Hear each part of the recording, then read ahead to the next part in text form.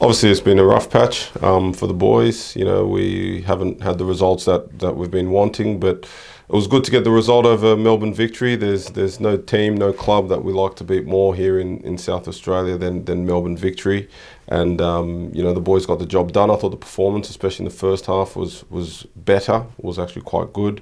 It's good to see the boys getting back to not just winning games, but also to playing well. So we've been through the turbulent patch, like almost all teams bar Sydney FC this year in the A-League, and hopefully we've seen the end of that.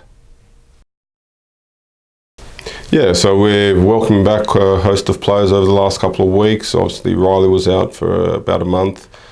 He's been back for the last 2 or 3 weeks now, starting to get back to the full fitness and into full flight. Christian Opseth is come back. James Troisi should be back for the coming weekend as well.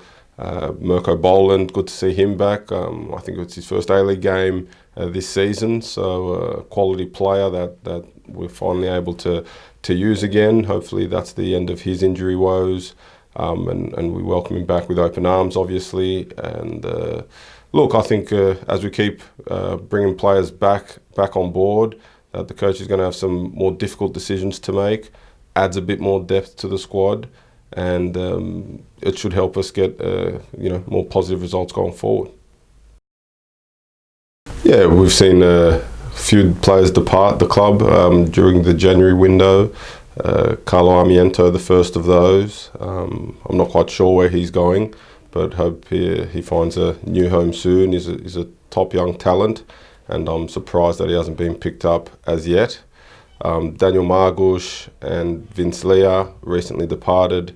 At the end of the day, you know, we had a fantastic keeper in Paul Izzo, and very similar to Izzo's journey when Eugene Galekovic was keeper. You know, to have a player of the talent of Daniel Margush to not be playing, not even be on the bench, one, shows how much depth we have in the goalkeeping ranks at this club, and two, we weren't giving him, and he wasn't going to get the opportunities that maybe he would like. So we thought we'd let him go. There's no point having 5 of the best keepers in the country at the same club. I don't see any reason in that, considering only one can play. Vinny Leah, you know, another one, you know, we're blessed with an abundance of midfield talent. He'd only played 89 minutes this season. You know, we're halfway through the season, past halfway through.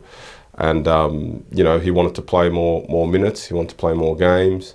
At his age, you know, he's cherishing every time he gets to step on the field. He really is. And I'm sure at his new club that he's going to be maybe provided with more opportunities to play.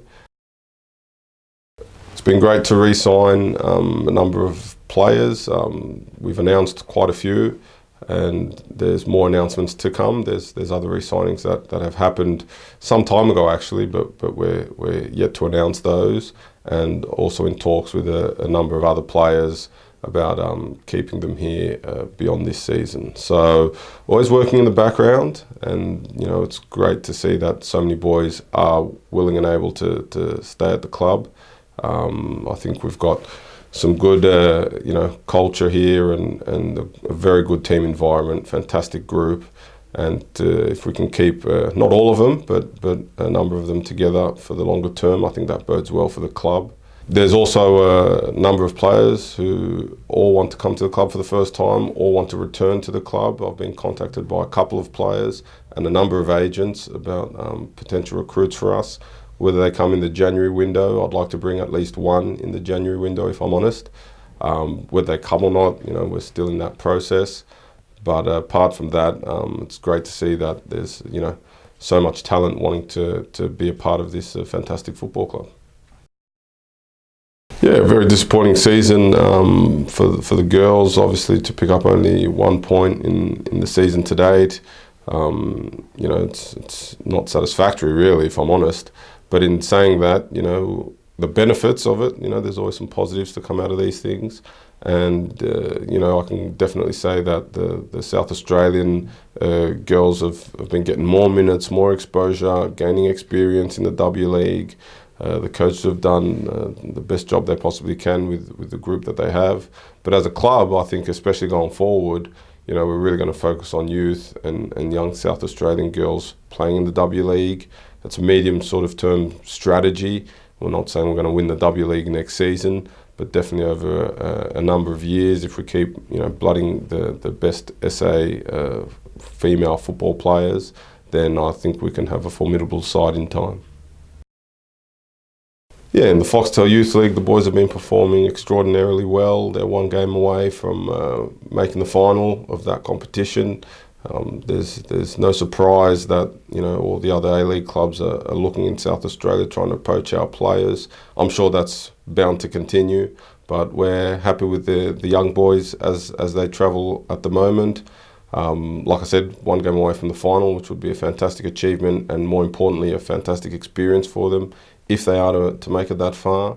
But again, it's not all about results, it's about development, and I think some of these young players are developing very well, and I expect to see in the coming years more and more of them playing in our A-League team.